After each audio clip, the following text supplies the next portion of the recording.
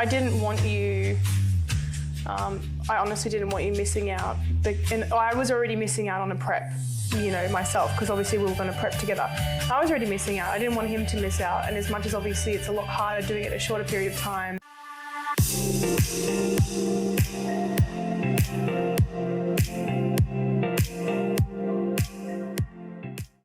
Hi guys, welcome to the Fit Minds podcast on Spotify. Today we're on the couch, Alex and I, because Alex is in prep at the moment and I am pregnant, and I wanted to do a podcast. Didn't want to do shit. I wanted to do a podcast on Alex's prep, and I guess like the simultaneous occurrence of the pregnancy at the same time, for a few reasons.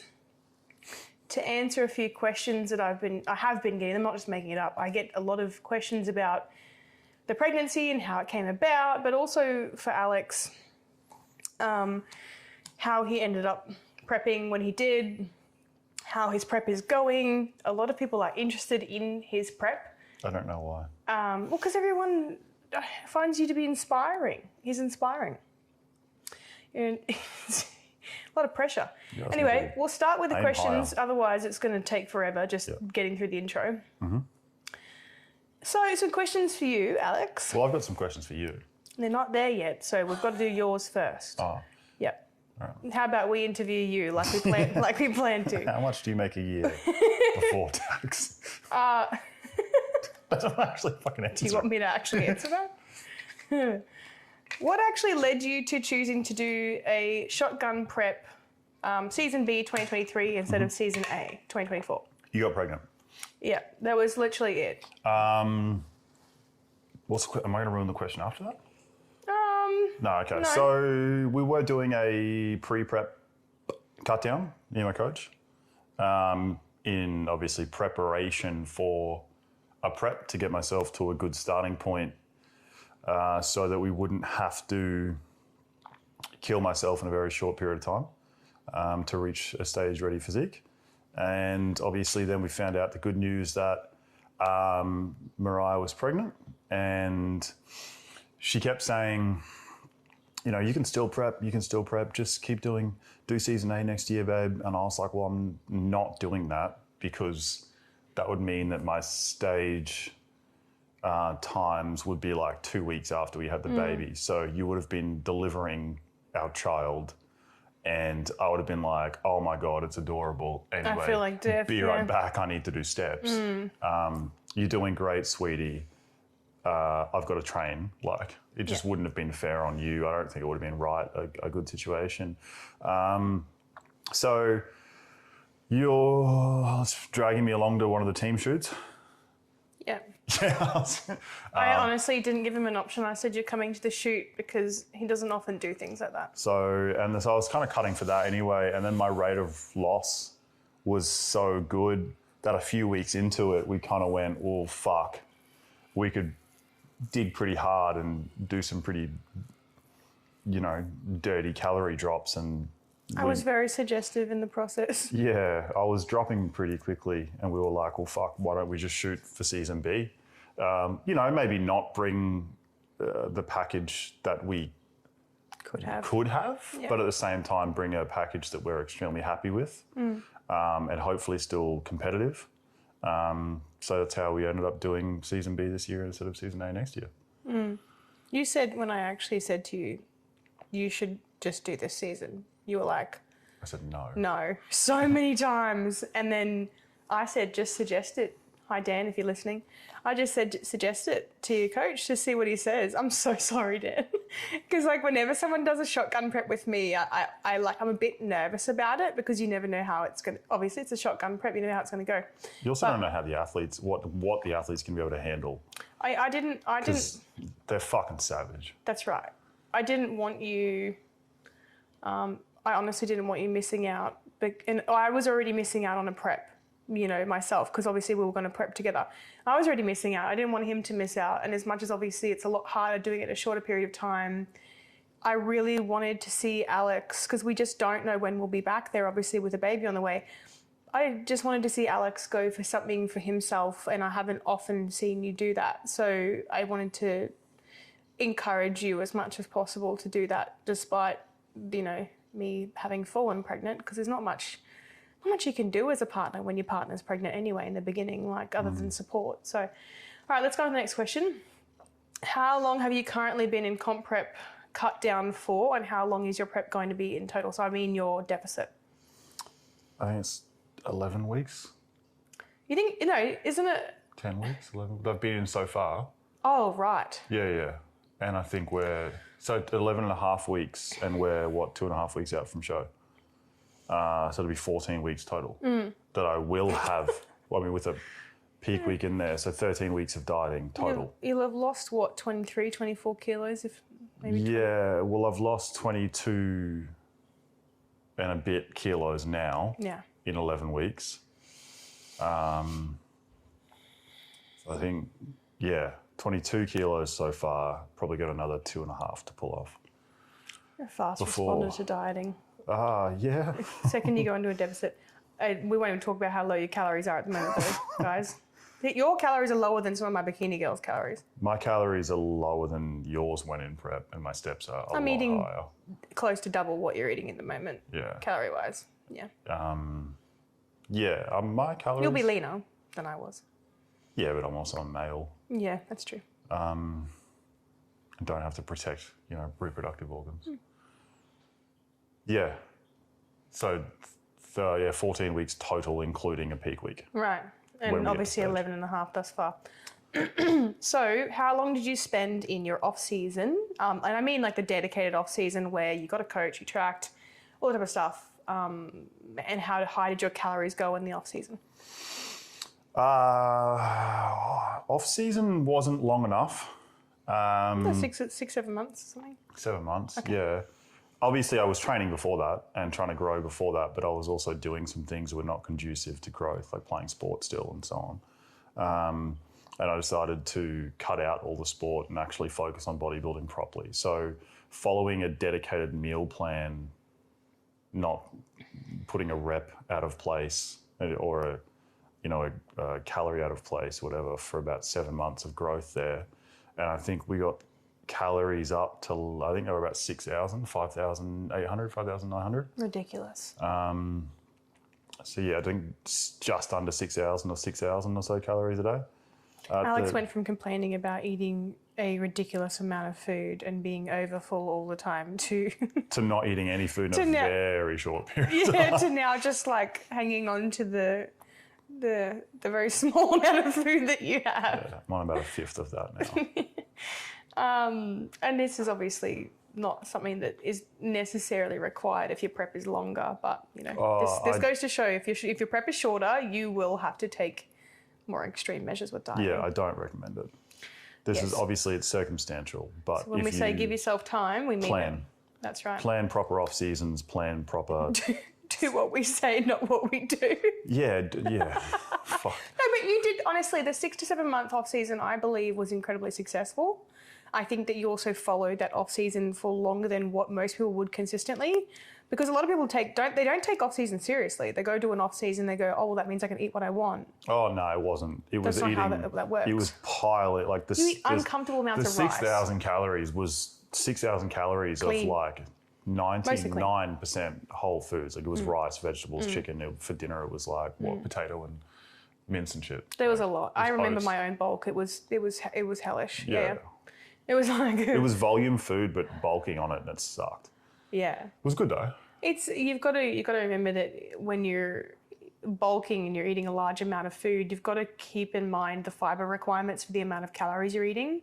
And so therefore you can't just eat what you want. Your fiber has to kind of match that intake to prevent carcinogens being absorbed and that type of thing. So and my fat stayed pretty low even in That's right. So like men can tolerate slightly lower it was fats. like 950 grams of carbs. Fucking hell. Almost 1,000. I think I got to 500 grams of carbs myself, which was, you were almost double my calories and my carbs, I think, yeah.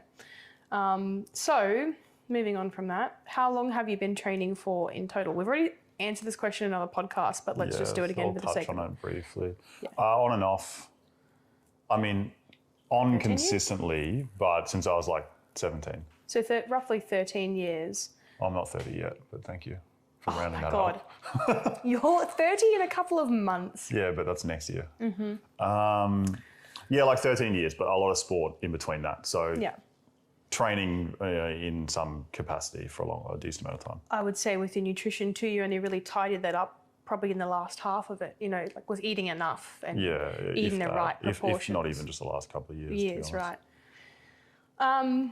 So how are you feeling about competing for the first time? Mixed emotions. Obviously there's some nerves, but at the same time, I feel like I'm sort of doing it at a pretty good time as well. People have been asking me when I'm going to compete for years and years now. Every show that I go to. How many times you've competed, when you're going to compete. When are you getting back on stage? Bro, I've never been on stage. Oh, what? So, no, I'm feeling good about it. I think we're going to bring a pretty good package to stage that I'll be at least relatively happy with. I'm a bit of a perfectionist, so I probably wouldn't ever be super happy with what we did. There's always improvements, but I think I'm pretty proud of what we've achieved. So, first time, probably nervous more than anything, purely because, I would have liked to have given myself more time to prepare. If you can avoid, obviously there's going to be circumstances where you have to. Like ours. Like ours, where you sort of plans change and you pull the trigger on things probably sooner than you should. But give yourself as much time as you can because time's going to help with a lot of things. But no, I'm feeling good. Tired, exhausted, fatigued, but still just getting shit done. Yeah. How do you feel when you see other competitors that you know that you'll be up against on the day? Because I know you've seen them and we've talked about a couple. There's a few at our gym. Yep. A few at our gym, obviously a few sort of online and stuff in the IFBB. I'm doing IFBB Classic Classic physique, for Classic physique, IFBB tall class. And first time as a novice. Almost 6'2". How do I feel seeing them? Good. Good on them for competing. Depends. Do you get any jealousy? Do you compare yourself or? You have a little bit of that. I think it's unavoidable. I don't ever... Because it's a competition with other people. Yeah, it's physique based. I don't ever compare myself and get shitty or salty or worried though, because it's there's nothing you can fucking do. Correct. There's probably two ends of the extremes. It sounds really arrogant, but I've seen a few competitors that are I'm going to not that impressive. Fucking romp on stage. That are going to step on stage, 14, 15 kilos lighter than me that probably don't have quite the classic shape either. But in saying that, fucking good on them for competing. You got to think of how many people pull out in a prep and they're still getting there. They're still getting stage lean, no matter if they don't have enough size or whatever. They're still paying their regos, paying their coach. They're putting in the steps. They're doing the fucking work. They're getting to stage. So practicing their routine, posing. That's it. Getting up there with nervous in front of all those people. Putting a tan on. I feel good for them, and I think it's just experience. At the end of the day, I think if you're doing it to win, then you're probably doing it for the right reasons. That's right. And on the other sort of edge of the spectrum, I've seen a few guys that are going to be competing in my season that have better physiques than I do. In my opinion. In your opinion. Yeah, and not in mine. None of them look good. They look like shit. Everyone's got strong and weak points. In comparison to Alex, in my opinion. Everyone's got strong and weak points. Nice. Yeah, you are. I'm going to put a big sign. I'm going to make a big sign. Yeah, okay. I'm going to put a big finger on my forehead. You know one of those big finger hats that with a number 1? All right. Can it be one of these finger hats? No. And I see them though.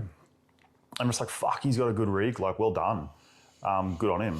Obviously he took nutrition, or his training bodybuilding specific for longer than I did, or nutrition seriously for longer than I did, or whatever. I think there's a couple of guys, and they've got a couple of weak points or whatever, but they've also got some really, really strong points. Just fuck, you look good, bro. Well done. There's no animosity towards it, or fuck, why don't I look like that? It's they look like that for a reason, and if I don't, then it's on me, not on them. There's genetics as well. There's all sorts of factors in play there. So no, it'd be a good show. That's a good one. I really wanted to ask you that because I think both you and I are similar like that. We look at other people, we go, oh wow, impressive. And you you always have that moment of like, oh, well, that person is probably going to beat me, or they might, or I don't know. And then you have no other option but to get the fuck out of that headspace, because also, what does that do for you? Just shut up and get on fucking stage. Like, yeah, it doesn't do anything for you. You've got, like, there are, the dude that I was showing you the other night, and like, he had really good arm density. You point out all their strengths. Really good shoulders kind of thing. But in saying that, like, in shoulder terms, just shoulder width, smaller weights, back width and density, and probably quad thickness. Like, I had him on that kind of thing. But it's like, you don't know what they're going to look for on the day either. You also don't know, because I say this to a lot of competitors that I work with, that some people take the perfect selfies. They know the exact angles they need to take them in, the exact lighting in the gym, and you see them in person on comp day and you're like, oh, that's slightly underwhelming. Or they're short, or they're tall. Or they're short, or they're tall. You're not even up against them. You don't even end up in their category, and you just psyched yourself out the whole prep because you're not even versing this person on stage. But even that, when I was showing you, I was like, this dude looks good. I wasn't like, oh, fuck, I'm going up against him. Like, fuck, good on you, bro. Like, you weren't complaining. And I think too, like, what does it achieve? If you know that physique is great, what does it achieve whinging about it? You think you're going to wave a magical wand and all of a sudden that just because you've put in a lot of effort that other people won't have put in a lot of effort, and that it's unfair because they look good? Like, prep it's not hard. unfair. Prep is hard, or I've done this many steps, or I've eaten this little food. Yeah, so is fucking everyone. Yeah. Like, you're not, oh, I've done this. Good. So is everyone else to get to the stage. Like, I think prep is really humbling, and competing is really humbling, because you can go in thinking and being so sure that because you've ticked all the boxes and that you've got pretty good genetics, that you're just going to kill it. And it's like, you have to rock up with full knowing that there is a possibility, very strong possibility, there will be someone better than you. Or several people. 20 people on that stage. Like, you reckon, and don't get me wrong, someone's got to win. Someone's got to fucking lose too. Yeah. Don't have your eye on, a lot of people say, look, I just want to win. I'm focused on winning. And I actually hate working with people who say that, because I'm like, there's just no guarantee. No matter what you do, no matter how much effort you put in, you could have some freak of nature who's there on the day who just... Yeah, and it's like, people just say, oh, I've seen, this federation's stories and I look good compared to everyone. It's like, there's going to be 5, 6, 7 people who don't post anything. That don't post shit. That's right. They just turn up on the... I don't really, put up bodybuilding stories. It's me who puts stuff up of Alex, yeah. I don't tag IFBB, I don't do whatever, and it's like, just turn up and we'll get it done on the day. I think it's better to be an underdog anyway. But also, like, coming from a pretty high level sporting background as well, like, I don't want to go up and just, I wouldn't feel good going up and just romping everyone. Like, I want to go up against competitive athletes. And you're not saying that because you're being stuck up. You want to go up and you want to go, okay, cool. Like, there are people there that I'm slightly worried about, or that, that I'm, oh shit, I got to actually, fuck, he looks good. Want to have a go next to him? Yeah, that's right. Yeah, I want to, you want to test yourself against people that are good. I don't think of, you don't want to win by a mile. You want to win by a hairline. No, it's like in sporting games. Or you want to do well by a hairline. It's like sporting games, and you beat a team 10-0, and you're like, that didn't feel good. But if you beat a team 6-5, you're like, that was a good battle. Tests you. Yeah, that was good. Yeah. So we'll move on. We've got heaps of questions to get through. How often do you practice posing? How far out did you start posing? And do you have a posing coach? So it's a multifaceted question. I do have a posing coach. I haven't probably utilised him as much as I should. You learn quickly though. Yeah. So Peter Hartwig, who many others rate as one of the, if not the best classic physique posing coach in Australia, is fucking brilliant. So I loved his routines. I loved his work before I started prep. He was always someone I wanted to work with, and if I could get in with him, and luckily I did, and he was in close enough proximity that I could go and see him. He also does online stuff, so if you're wherever. Reasonably priced too. Look him up. He really is. He should charge 3, 4, 5 times what he does, to be honest. So yeah, working with Peter Hartwig, he sort of helped. He created the foundations of the routine that I'll be doing. We together made a few tweaks, and I kind of made a few tweaks myself, but he definitely architected the majority of it. Helped with, some symmetry and muscularity stuff as well, just what best sort of shows my silhouette and frame. How long have I been posing for? A few years. So you definitely did try to pose a little bit like I saw you learn. I think you like learning things, so you were just watching videos and stuff, even when we first got together. But I think you consistently started to go and pose in the posing room a couple times a week. I'm going to say just before you started coaching in your off season. So maybe for the last year, I would call it. Yeah, just getting certain foot positioning down and transitions down and stuff like that. Posing is one thing I'm pretty confident with because I've spent a fair bit of time on it. Now I'm practicing daily, and if not daily, every second day. That's both symmetry, muscularity, and routine work. We just added in your music a couple of days ago. Yeah, which I actually think I'm going to change. Oh, thanks for that. I just got used to counting for you, and you're going to change it. You bloody hell. Anyway. But yeah. It's fine. Work with a posing coach if you're not sure, though. They are worth their weight in gold. How important do you think it is that you get along with and click with your coach? If you want to name drop, you can. As in who my coach is? Oh, Dan. Dan, the strength nutritionist, or Dan TSN, the strength nutritionist. He's got a few coaches under him. He's the head coach of the strength nutritionist team.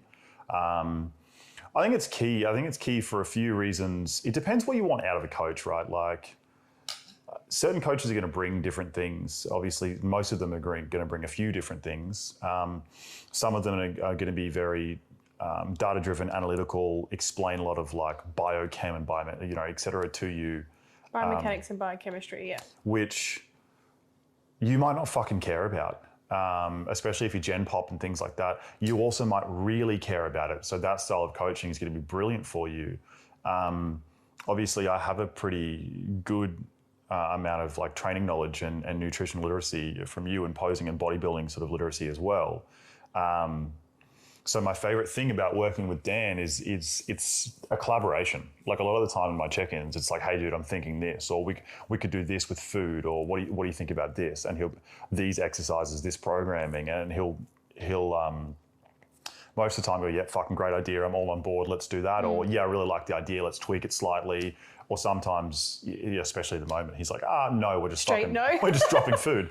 And I'm like, we could not. And he's like, no, we can. But that's not actually you being realistic. That's just you being hopeful. I actually don't think I haven't asked for a calorie drop at all. I think there's been more times where I've said, about refeeds. let's drop calories. Right. And he's actually gone, I wasn't going to this week, but if you're willing to do it, let's fucking do it.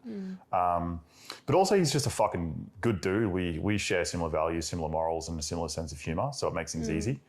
And his biggest priority is just making sure, like, you tell me what to do and I'll do it. You tell me what to do and I'll eat it. I'm not someone you need to check, I guess, adherence with, because it's just like it just gets done every day, no matter what it is. But having a good relationship that we can sort of throw banter around is pretty important, because it keeps it a bit more upbeat and uplifting in the times where it gets really fucking shit in prep. So very key. Good answer. Describe one of the hardest days that you've experienced in your prep. There's definitely a single hardest day that comes to mind. I remember it. I remember which one it was, and you don't even have to tell me because you haven't even told me yet, but I know which one it was. Yeah, it's pretty fucking, it was a shit day. Everyone hits a rock bottom in prep. I was having some stomach and digestive issues. Which is so common in prep too. Which had been going on for a pretty extended period of time at this point, and I was in an extreme amount of pain, just abdominal, digestional pain. And I had to get steps done. And I was on the treadmill, the one that's just to my, you can't see it, but there's a treadmill just there. We promise there's a treadmill there. You're not allowed to. But don't check. Yeah, because I can watch TV. And I was on the treadmill and I was fucking in tears. I was in that much. No, you were walking around the house. I started sniffling on that. Oh, did you? Yeah. And I was in tears, and I got off the treadmill because of the hard surface it was on. I started walking around the house, and I was fucking literally crying, getting steps done because I was in that much fucking pain. And I was just walking, and I'm just like, everything in me was like, this is fucking horrendous. Because it generally was so uncomfortable, so painful, so shit. But it was like didn't have a fucking option. Hey, darling. That's just saying hello. And I remember you kept being like, just do more tomorrow, just let it go. And I was like, no, I need to get them done. And yeah, that was, some health stuff that came up mid-prep, which was pretty shit. And it's like the hunger's fine. But it was everything compiled at once. So it was like fatigue. That's right. Starving. It hits a boiling point or rock bottom. But what did I do in that situation when you were sad? Gave me a big cuddle. I did. And told me that I could do my steps tomorrow. I did. No, I just said bank them. I said bank them. But I gave you a big, honestly, I could hear him sniffling and I was like, because you're just not someone who breaks like that. He just doesn't. I would say less than 3 times in the time we've been together that I've seen you emotionally break like that.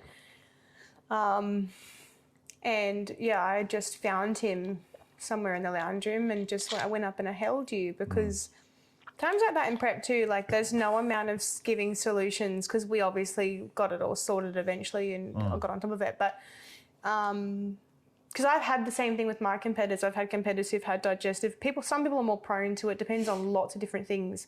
But I think I just wanted to hold you for a bit and let you just have that moment because I can relate to it. I've been where you were, where it was like the suck was so heavy that it just hurt. And it was a situation where it was like, at any point, like, this is getting so bad that, like, we're about to get in the car and go to hospital. Like, this is fucked. Yeah. It was a long period of time there. But anyway, yeah.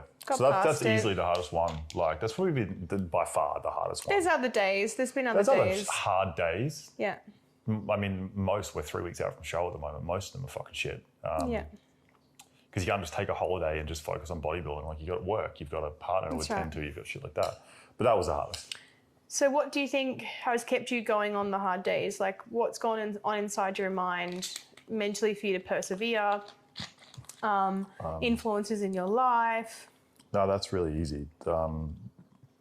It's not an option to not.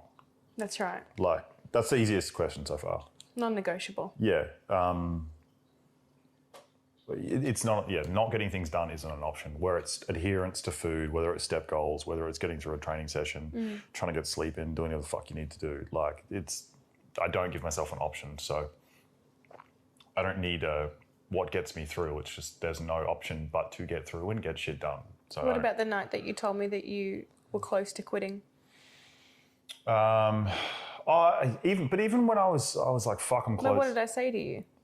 Yeah, but even that I was saying I'm still going to do it. Yeah. I just feel this. Because you sat next to me and you were like, I don't even know whether I should go through with this. And you've sent me a couple messages too, like, I don't know whether I should compete, like, la la la. Like, you doubt the yourself. one that I said I think I sent you one last week and I was like, I'm still going to do it, but I'm not sure if I should. But what did I say to you? You've come too far to pull out? Or... You haven't come this far. Just to come this far. And I said to you at one point as well, I was like, you don't need to pull out a prep because of a hiccup, because it's something that's obviously caused you a lot of pain. Oh, that was that. Yeah, when I was pulled out because of that time. That was fucking cooked. Yeah, it was the digestive stuff. And we were on the verge of going to hospital and you're like, maybe this just isn't the right time. Like, maybe I just need to give my body a break. I don't know, like, because someone else had mentioned to you, like, is it worth your health? And like, I've just come in and gone, fuck that. You're not quitting. Like, it's hard, but you're not quitting and we're going to get past this and we're going to solve it for you. Like, so I think your mental fortitude has gotten you a very long way, but there also are moments where people support you and encourage you. And yeah, I mean, because I don't really whinge to anyone else as well. Like, I'm the only person. Yeah, you and probably my best mate. That's probably it. My coach probably doesn't hear as much of my whinging as he could or should. But in saying that, he's really supportive too. Like the check-in the other day when he was like... He is, yeah. You're the most adherent, the most whatever. He said really lovely things, you're this athlete that I've ever had kind of thing. And I was like, that's fucking cool. Like, that's cool to hear from someone who coaches so many people as well. And I remember like feeling fucking disgusting, obviously. We're not like, man, I'm going to pull out disgusting, just like a normal day in prep disgusting. And hearing that, and I was like, that's fucking cool. All right, that's given me enough, to go sort of smash the rest of this shit. But yeah, most of the time when I'm like, I feel like fucking shit, and you're like, yeah, I'm like, all right, I'll go 2 steps now. So. I think it's just one of those things where like we both just accept it, and it makes the biggest difference. I will tell everybody it makes the biggest difference in reverse as well. When I had Alex in prep with a partner who gets the whole process, understands it, has full empathy, and doesn't put pressure on you to be anything extra. Like you can just show up however you show up, and I'm like, totally okay with it. Yeah, someone who, even if they don't get it, but they know you're doing it for you kind of thing. Yeah. Like, you're right. She's just stressed. We see not everyone's going to have like bodybuilding communities around them. In that case, you know, find solitude in a best mate or a parent or whatever, and those, you know. Yeah, if your partner isn't as understanding as you'd like, try to go to somebody else. Or don't have a partner. Like, I think you're just assuming that everyone's. Yeah, but a lot of people are. I'm talking about the ones who are in relationships. Everyone that's ever prepped is taken. No, I'm saying the ones that are in relationships. If your partner isn't supportive. You've made some bold assumptions today. What do you mean? I haven't assumed everyone's in a relationship. I just said if your partner isn't supportive, if that would mean the person has to have a partner for their partner to be not supportive. Keep digging. Context is everything, Alex. You're gonna get cancelled. Go on then. Probably by you. You report my vlog. Yeah. All right, we've got to move on. So, and I wasn't just asking what has kept you going because I wanted you to say it was me. It was more a case of like, I wanted people to know that most of it is yourself. 99.9% of your drive and motivation is yourself. And there'll be 1% where you hit a wall, where you have a breakdown. Every competitor can relate to this. And there'll be someone in your life, no matter who it is, who puts you back on the tracks again after having those lows. Yeah, like you're my number one sort of supporter and I guess fan. But I'm not doing most of the work. But no one can do it for you. It's his brain, yeah. It is so easy when you've got food to support someone who doesn't. Like it's actually really easy to be that person. It's really easy for me to cheer you on. It's not a hard job, and that's why I say to a lot of partners. Lightning McQueen. It's to partners of those in prep. Suck it up. It's not that hard to support your partner in prep. It's actually really not that hard.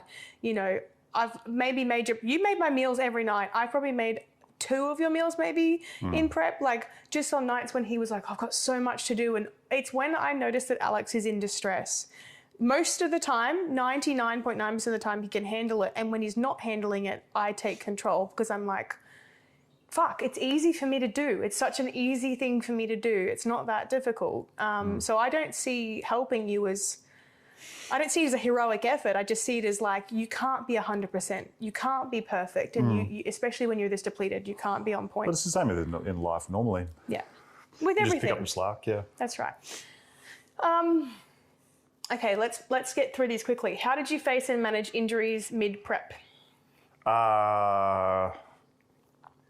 Changed exercise selection where required, communicated with coach, utilised other professionals where needed, such as physio and massage therapy, to try and repair and reduce pain quickly.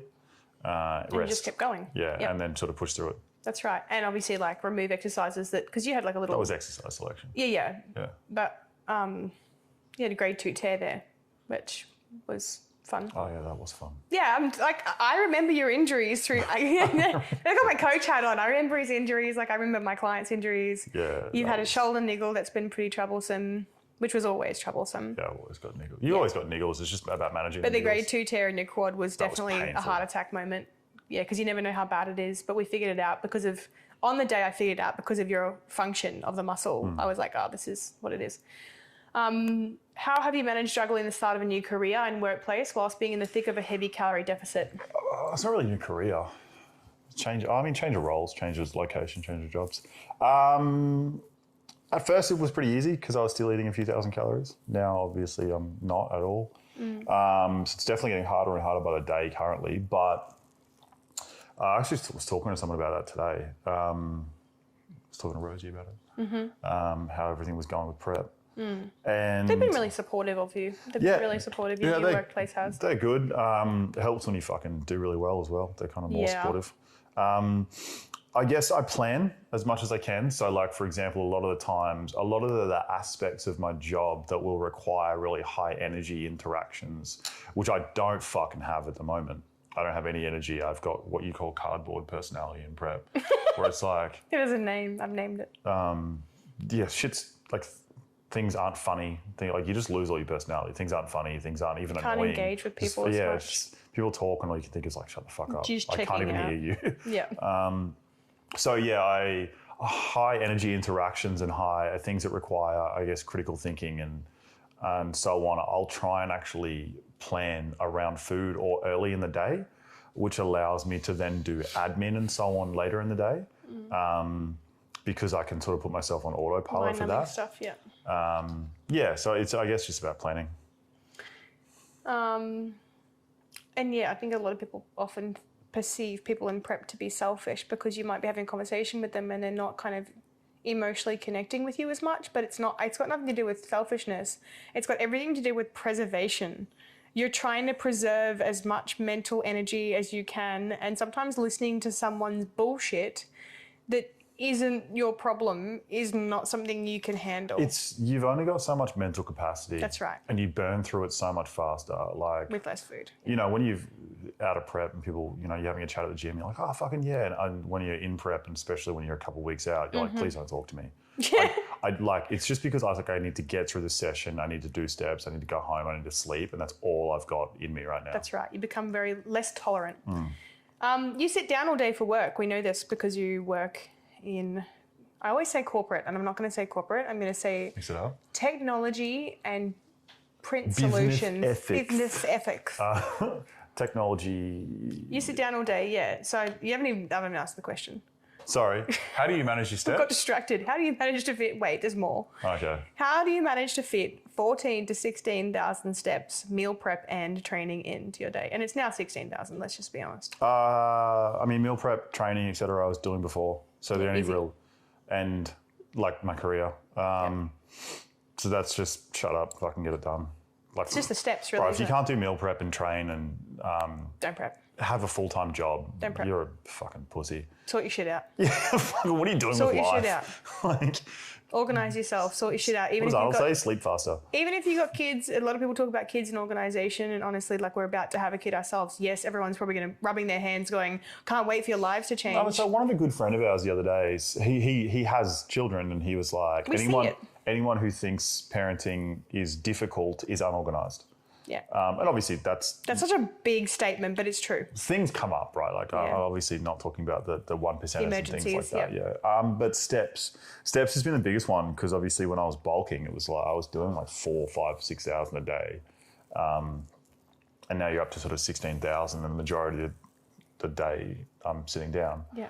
I do steps every time I can. I guess like when I'm making my protein shake, all I have for breakfast currently is a protein shake and 100 grams of strawberries, so it's not exactly a big breakfast. But when I'm making my shake, I'm doing laps of the house.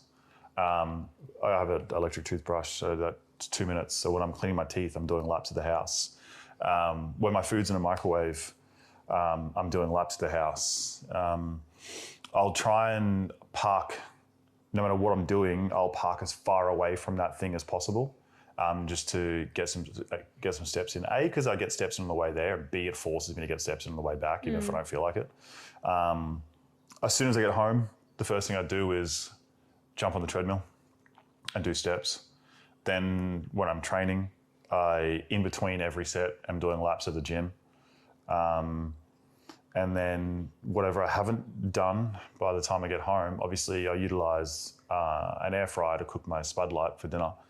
And you do steps while you have your potato? And I do steps while my potato's cooking, yeah. And then if I need to do steps afterwards, I do steps afterwards. But hopefully by that time of the day, I've sort of got, 12, 13, 14,000 done. So it's only a couple thousand to go. Anytime you're using your phone, anytime you're using technology other than when you're on the toilet. But it's weird, like even at work, because there's like a toilet that's further away, so just choose to use that. I'll half fill up my water bottle, so I have to go more often to fill it up more. Like it's sort of mental things like that. How do you view food and following your meal plan and prep? Like, what's your view on... I know the answer to this already, but how do you view it? What's your... Food is fuel. Food is fuel, and there is not enough of it. You sound fucking salty, eh? He's so bitter. Fuck, trying to eat. He watches me eat a chocolate and he's like, fuck you. Chocolate? You mean, what about the times I've had to go and get your pregnancy craving KFC for you and stuff? One time. It was one time. McDonald's? You've got, one time as well. Ordered your pizza and Subway? It's a bucket list and I have made my way around the takeaways thus far at the 12-week mark.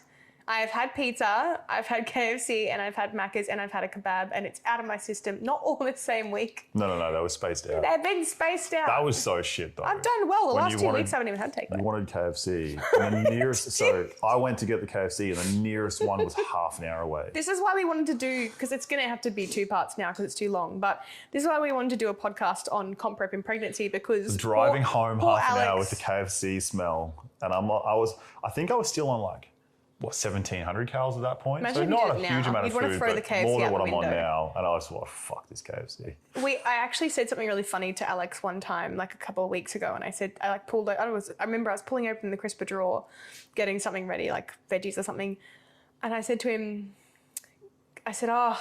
having a pregnant partner in prep, like imagine how hard that would be. And then I actually followed up with, imagine having a partner in prep while pregnant. And it was like, it kind of gave me this idea for the podcast because we are in polar opposite realms at the moment. And somehow we're making it work actually better than our like normal everyday relationship is. I don't know what it is. Maybe we thrive in chaos. I don't know. But your food's your food. Yeah. Like, sometimes like the other night when you were like, said something about you were eating a chocolate or something. And you're like, oh, this chocolate. And I was like, it must be hard eating your fucking chocolate. Shut up. I said it tasted like Easter egg chocolate because my taste buds are changing. But no, adherence is, again, not an option. Eat your fucking food. And don't eat more than it. Do you have trouble following your meal plan while traveling? Tell me what you did when you went to Sydney. Yeah, not trouble. Not trouble isn't like, do I not do it? There was, 3 days, 3.5 days? Something like that. You were fretting about it.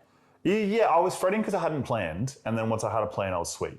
So I had to, for work, go to Sydney for some stuff there for a few days.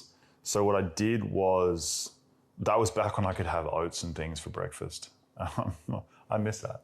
Why are we talking about times I had more food? When I actually still had oats for breakfast, and I think I had a snack in my day at one point there. I think I had a snack a long time ago.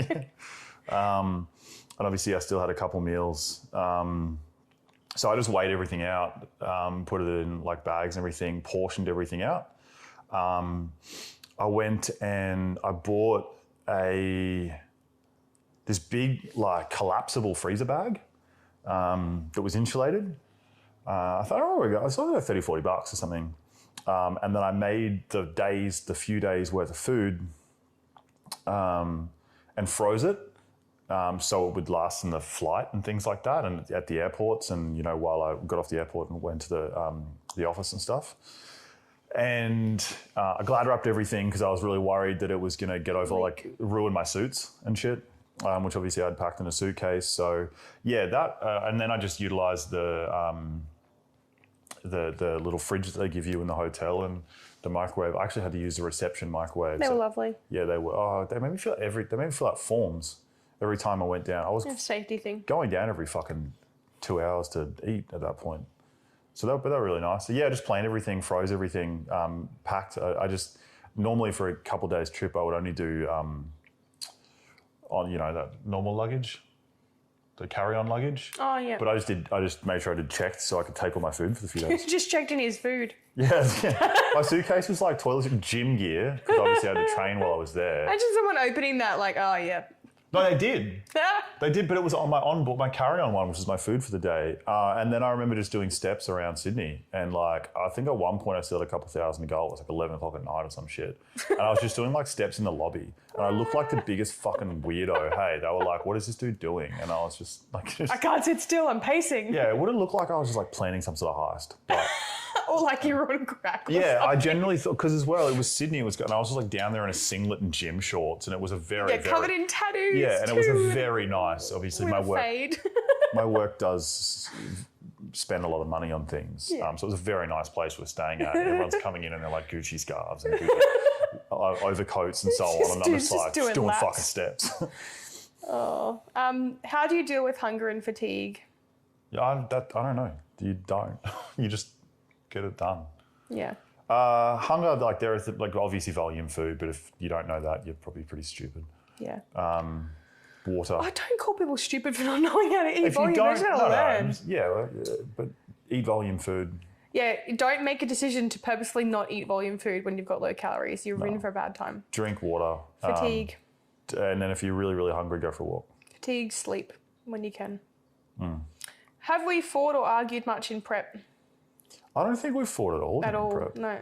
It's like this weird, this never happens though, because most of the time I think people, we had a few arguments my last prep, but we were only together for a couple months, no, less than that when I started prep. It was 6 months, not even that, no, because I started prep, I think it was May, so maybe it was 6 months, January, February, March. Oh no, it was just over 6 months. Yeah.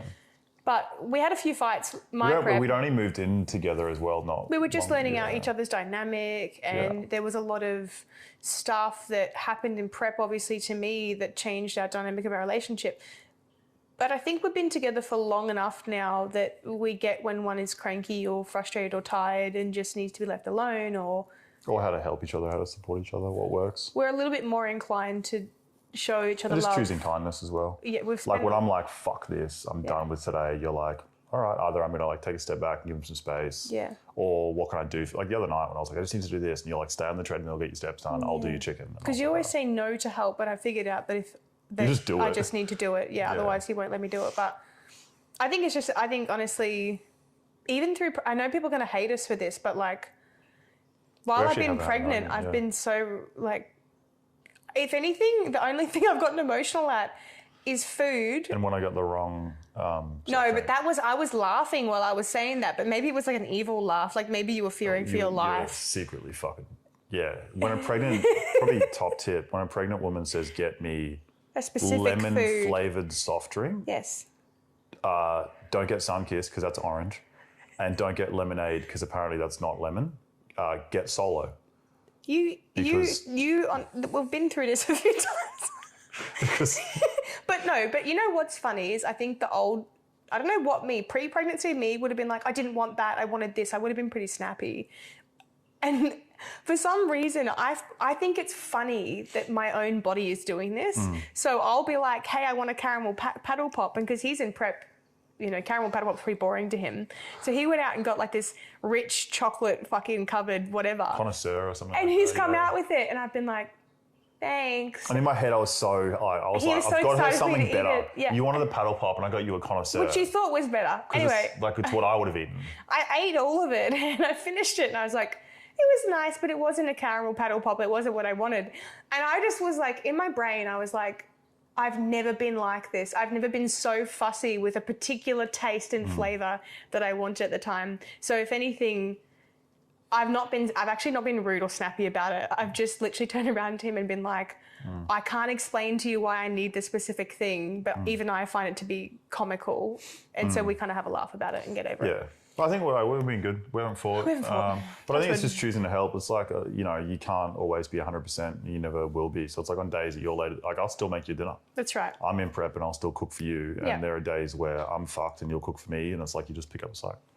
It's given me a good opportunity too, while you've been vulnerable, to be a bit more hands-on. Giving. Yeah, which I like. I like being able to do that. So what are you most looking forward to doing after prep? Oh no, it's the eating. It's very clearly eating. It's fucking eating together. Okay.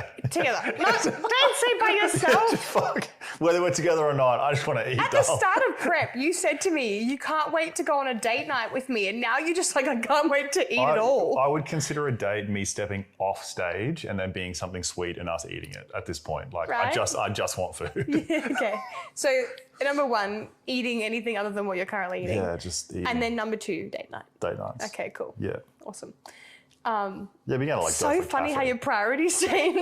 I'm getting more and more hungry. I'm just like, I don't care if you're there or not. I just want to eat. And back earlier this year, you were whinging about how we never go on date nights together, and now he's just like, I just want food. I'm like, what did I pinch in at a few kilos ago? Like what? 5.5? No, 5. It was between 4 and 6%, and we kind of decided somewhere in the middle. And that was what, 3 kilos ago? Yep. So I'm at like 2-point-something, 3% body fat. Like I think you'd be sitting. I always go a bit higher, so I think you'd be sitting between 3 and 4 at the moment. Yeah, so I'm hungry. Just in case you can't tell, you're going to listen to this podcast back and go, Yeah, be like, what a wanker. What is wrong with me? No, dates, spending time together that isn't obviously like walking and shit related.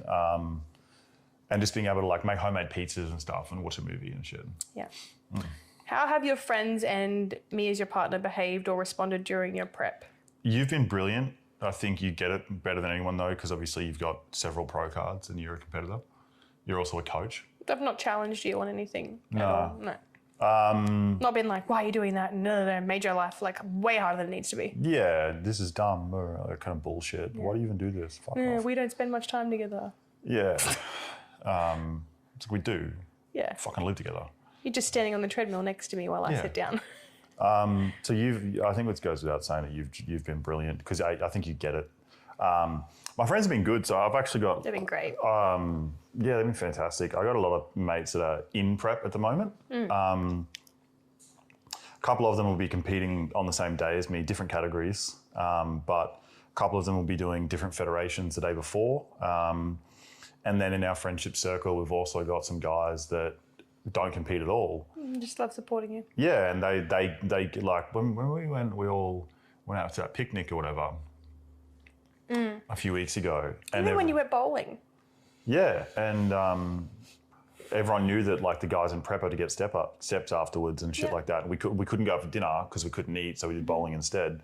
Went for the picnic. I was the only one there that couldn't eat, but it's like I had my Coke Zeros and I had an ice long black, and everyone else was cooking the bagels and the bacon and eggs and everything, and like they were kind of just sweet that I was pretty low on energy and like zoning out a bit. So yeah, everyone's been fantastic. Yeah, we have it's a good like, I would say group of 10 to 15 people who just get it. Yeah, and even if it's like... Even people who we need to visit who are a bit far away, and we've said, look, hey, can we wait till your prep is over so we can travel like longer distances, and they've totally been fine with it. Yeah. Yeah, they just kind of get it. We're in a sort of friendship group that everyone supports each other, whether it's bodybuilding or someone gets a new job or someone does something cool, wants to start a business. It's like, Starts fuck a new bro. hobby. Yeah. I'm here for it. My friend with the Chelsea with the knitting. Yeah, and whatever your passion is, like fucking go for it. If that makes you happy, or you're here for it. Yeah. What do you think this prep has taught you? How good food is. Like, fuck. Something else. Mentality-wise. I don't really know. Probably to communicate when I need help more. That you've definitely learnt, I think. Hopefully. Bar that, I kind of had the mentality I like before. that you said that, because I've encouraged you so much to communicate more when you need help, or when we're driving across the road and you can't see past my head and we almost crash into another car. It's even moments like that where you've been really hazy, and I've been so tempted to be like, bah! And I've just gone, don't. Just go back to being calm. He can't control this. Just be chill. So, yeah, you're learning that it's actually okay to say, my head's not straight, I can't do this, or whatever. Yeah. Or like, hey, I need to do this instead. Yeah. Hey, I can't see properly right now. Yeah, that's right. Bar that, all the adherence and mentality and getting it shit done was all there before. It's probably improved your communication skills. Yeah. Do you think that you will ever compete again? Yes, stupidly, yes. This is what it does to people, hey? No, but it's fucking... I was talking to someone about it today, and I was like, anyone who says they like prep is fucking lying. Yeah, it's not necessarily enjoyable. Like, no, or you're prepping wrong, or you're weird. I don't know. Yeah. Something about you's fucked, and you should be investigated for serial killing. Or being autistic, as they say. Yeah, actually, yeah. If you're a bodybuilder with autism, then or you autistic. have like the biggest cheat code in the world. Yeah. I will. I want to grow. I want to be closer to the top of my weight cap when I compete again next time. Obviously, I'm doing first timers and novice and stuff, so I'm in a pretty good spot this time. But obviously, you can't go and do first timers once. So, you got to be a dad for a bit too. Yeah, I want to be a dad. I want to spend time with family and sort of, spend time with Bub and get a bit out of shape for a while too. In your words, can I get fat? Yeah, can I get fat for a while? Just because I'm pregnant, can you get fat? How are you feeling about, on that note, the pregnancy and becoming a dad? Good about the pregnancy, becoming a dad, good, excited more than anything, I think is the one word. Good and excited. Good about the pregnancy. You hear that, Everything's you hear going that, really ladies? smoothly. It's a typical boy answer. Good, excited, Everything's yes. going as smoothly as we could hope. That's right, at the moment. Yeah. Everything's going really well, so I'm very pleased. Proud of you and how you're handling everything. I think you've done... I think I'm doing better than I thought I was going to do. Yeah, I think you've done really well. I was like, fuck, expecting, I think because of how much it's been hyped up. But yeah, thank you for saying that.